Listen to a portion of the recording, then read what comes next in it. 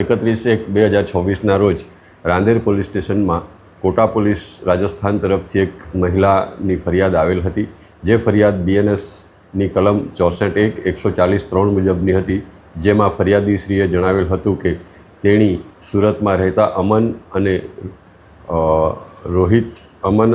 અને રોહિત સાથે સંપર્કમાં વોટ્સએપના માધ્યમથી આવેલ હતી। તેઓનું અવારનવાર ચેટિંગ થતાં તેઓની મિત્રતા ઘનિષ્ઠતામાં પરિણમેલી, જેથી તેણીને બર્થડે સેલિબ્રેશન કરવા સુરત ખાતે બોલાવતા ફરિયાદી શ્રી સુરત ખાતે આવેલ અને સુરત ખાતે આવ્યા બાદ તેણીને આ બંને ઈસમો અમન અને રોહિતે અલગ અલગ હોટલોમાં તેમજ વીર સાવરકર બિલ્ડિંગના સરસ્વતી બિલ્ડિંગ નંબર D504માં ગોંધી રાખેલી અને તેની સાથે અજુગતું કામ કરેલું, જે બાબતે તેણીની આ ફરિયાદ હતી। રાંદેર પોલીસે ગુનો રજીસ્ટર કરી આ બંને આરોપીઓ અમન અને રોહિતને અટક કરેલ છે અને હાલ તેઓ પોલીસ રિમાન્ડ પર છે અને આ બંને જણા મજૂરી કામ તેમજ હોટલમાં કામ કરતા ઈસમો છે।